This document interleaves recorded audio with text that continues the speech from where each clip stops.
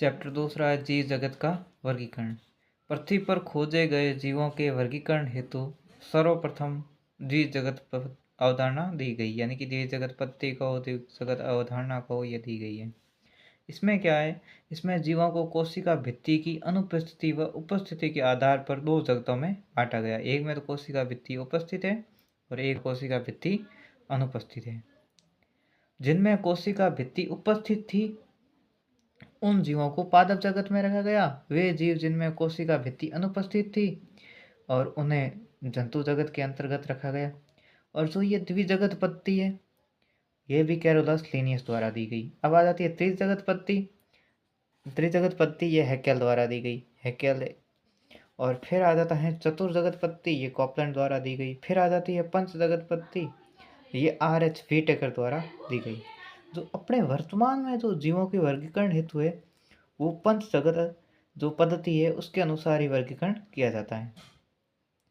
तो इसके अंतर्गत है जीवों को 5 वर्गों में बांटा गया है। तो हमारे मोस्ट इम्पोर्टेंट है पहले तो ये जानना है कि किसके आधार पर किया गया। अब जो आ गई है, अब 5 जगत है, उसको हम विस्तार से पढ़ेंगे। जो हमारे सिलेबस में उसके अनुसार ही हमें चलना है। फिर आ जाता है जो पंच जगत पद्धति है, उसमें 5 जगत बनाए गए हैं: Monera, protista, fungi, Plantae, animalia. अब पहला आ जाता है मोनेरा। इस जगत के अंतर्गत सभी एक कोशिकीय व प्रोकैरियोटिक जीवों को रखा गया है। अब ये प्रो यानी कि आदिम प्रकार का, जिसमें केंद्रक पाया जाता है, केंद्रक पूर्ण विकसित नहीं होता है। प्रोकैरियोटिक आप छोटी कक्षा में पढ़ चुके हो। मोनेरा जगत के अंतर्गत मुख्यतः सभी बैक्टीरिया को रखा गया है, यानी कि जीवाणु को रखा गया है। मोनेरा जगत को 2 आधारों पर वर्गीकृत किया गया है। पहला आ जाता है आकार के आधार पर, दूसरा आ जाता है कसाव की उपस्थिति व अनुपस्थिति के आधार पर। अब पहला हम पढ़ेंगे आकार के आधार पर। जो मोनेरा जगत के जीव है, इसके आकार के आधार पर 4 जो है वर्गों में वर्गीकृत किया गया है। यानी पहला आ जाता है गोलाकार, यानी कि गोलाकार आकृति है, कोकाई आ जाता है। फिर आ जाता है छड़ाकार, इसमें जो जीवाणु होता है छड़ के आकार का होता है, बैसिलस इसका उदाहरण है। फिर आ जाता है सर्पिलाकार, इसमें मतलब सर्प के जैसे ऐसे मुड़ी हुई है, तो इसका आ जाता है स्पाइरिथम में आ जाता है। फिर कौमाकार, कौमे के जैसी आकृति, विब्रियो, ये सारे हैं। अब जैसे कि विब्रियो कॉलेरी है, यह हेजा का रोग कारक होता है। अब आ जाता है कसाव की उपस्थिति व अनुपस्थिति के आधार पर। तो कसाव की उपस्थिति व अनुपस्थिति के आधार पर देख लेते हैं। पहला इसको वर्गीकरण किया गया आद्य बैक्टीरिया, यू बैक्टीरिया।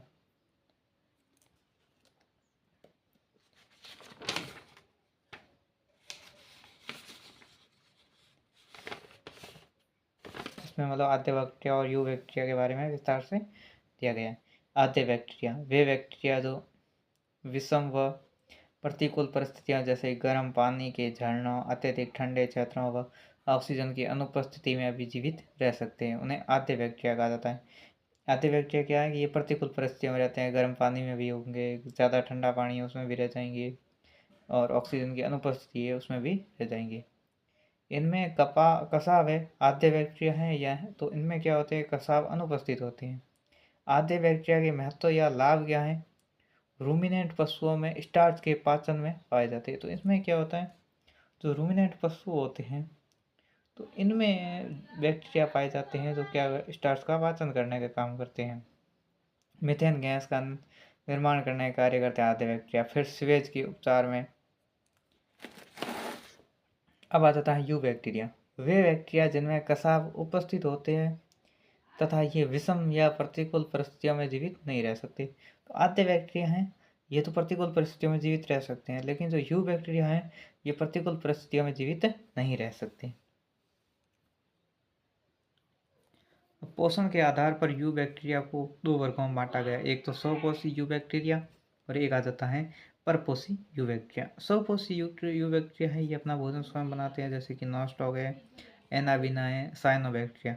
साइनोबैक्टीरिया जिसका सामान्य नाम होता है नीलहरित शैवाल। तो नीलहरित शैवाल है, इनमें जो नॉस्टॉक है, नॉस्टॉक में ये जैसे कोशिका है, तो एक कोशिका एक विशेष संरचना रूप में परिवर्तित हो जाती है, जिसे कहते हैं एट्रोसिस्ट कोशिका।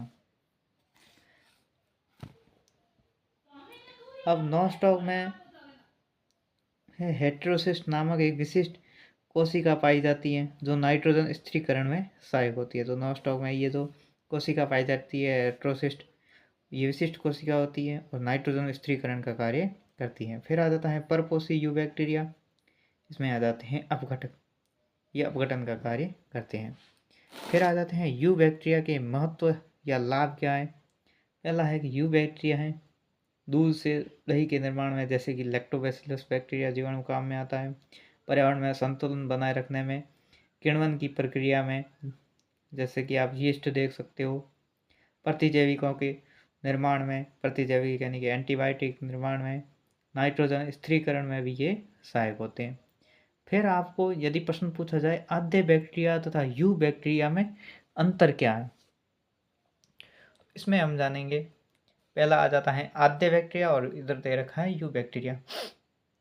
तो आप जानते हो कि आद्य बैक्टीरिया हैं ये विषम या प्रतिकूल परिस्थितियों में जीवित रह सकते हैं, लेकिन यू बैक्टीरिया हैं ये विषम या प्रतिकूल परिस्थितियों में जीवित नहीं रह सकते। और जो आद्य बैक्टीरिया हैं ऑक्सीजन की अनुपस्थिति में जीवित रह सकते हैं, लेकिन इनमें यह है कि ऑक्सीजन की अनुपस्थिति, यू बैक्टीरिया हैं ये ऑक्सीजन की अनुपस्थिति में जीवित नहीं रह सकते। आद्य बैक्टीरिया हैं इनमें कसाव अनुपस्थित होते हैं, लेकिन यू बैक्टीरिया में कसाव उपस्थित होते हैं।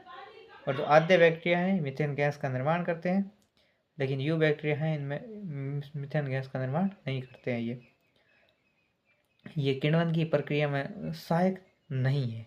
आद्य बैक्टीरिया ये किण्वन की प्रक्रिया में सहायक नहीं है, लेकिन जो यू बैक्टीरिया है ये किण्वन की प्रक्रिया में सहायक है। अगला जगत आ जाता है प्रोटिस्टा, ये हम पढ़ेंगे अगले पार्ट में।